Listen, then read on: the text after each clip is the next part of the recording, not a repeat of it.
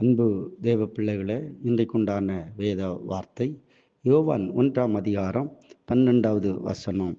அவருடைய நாமத்தின் மேல் விசுவாசம் உள்ளவர்களாய் அவரை ஏற்றுக்கொண்டவர்கள் எத்தனை பேர்களோ அத்தனை பேர்களும் தேவனுடைய பிள்ளைகளாகும்படி அவர்களுக்கு அதிகாரம் கொடுத்தார் என்று சொல்லி வேதத்தில் நாம் பார்க்கிறோம். இன்றைக்கு கர்த்தர் நமக்கு வாக்குத்தத்தமாய் கொடுத்த வார்த்தை, நீ என்னுடைய பிள்ளைகள் ஆகும்படியான அதிகாரத்தை நான் உனக்கு கொடுத்துருக்கிறேன் இந்த வாக்குத்தத்தமான வார்த்தையை தேவன் இந்த நாளில் நமக்கு கொடுத்திருக்கிறார்.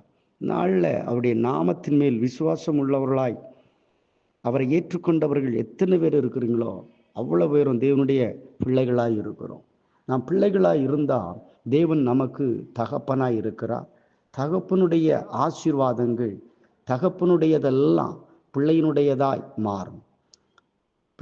தகப்பனுடைய சுதந்திரம் அந்த பிள்ளைக்கு கொடுக்கப்படும்.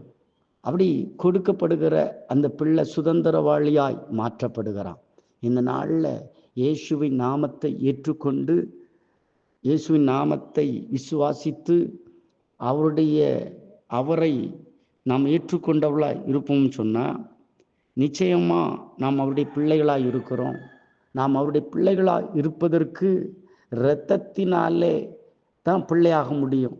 இரத்தம் இல்லாமல் பிள்ளையா ஆக முடியாது. அப்போது அந்த இரத்த ஜீன் வழியாய், அந்த இரத்தத்தின் வழியாய் நம் பிள்ளைகளாய் ஆகிறதுக்கு ஆண்டவர் தன்னுடைய குமாரனாகிய கிறிஸ்துவை உலகத்துக்கு அனுப்பி அப்படி இரத்தத்தை சிந்தி அப்படி இரத்தத்தினாலே கழுவப்பட்டு இரத்தத்தினாலே உருவாக்கப்பட்ட சந்ததியாய் தேவன் நம்மளை வைத்திருக்கிறார். இன்றைக்கு நீங்கள் அப்படி நாமத்து மேலே விசுவாசம் உள்ளவர்களாக இருக்கிறீங்க அப்படின்னு சொன்னால், அவரை ஏற்றுக்கொண்டீங்க அப்படின்னா அவருடைய இரத்தத்தை ஏற்றுக்கொள்றீங்க. அந்த இரத்தம் உங்களுக்குள்ளே வந்து உங்களை ஆண்டோடி பிள்ளையாக மாற்றி இருக்கிறது தான் உண்மை. அந்த நேரத்தில் இந்த வார்த்தையை கேட்கிற தேவச்சனமே, அப்படி இரத்தத்தினால நான் அப்படி பிள்ளையாக இருக்கிறேன் அப்படிங்கிற இந்த வசனத்தை கேட்குற உங்களுக்குள்ள அந்த உணர்வு இருக்குமானால் அவருடையதெல்லாம் உங்களுடையதாய் மாறும். உங்களுடையதெல்லாம் அவருடையதாக மாறும். உங்கள் பிரச்சனை, உங்கள் பாடுகள் எல்லாம் அவருடையதாக மாறிடும். அவருடைய ஆசீர்வாதம், அவருடைய சுகம், அவருடைய அன்பு, அவருடைய மகிமை, அவருடைய மேன்மை எல்லாம் உங்களுடையதாக மாறும்.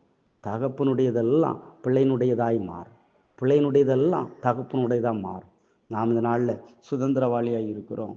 கர்த்தர் இந்த வார்த்தை முடிவுகளை ஆசீர்வதிப்பாராக.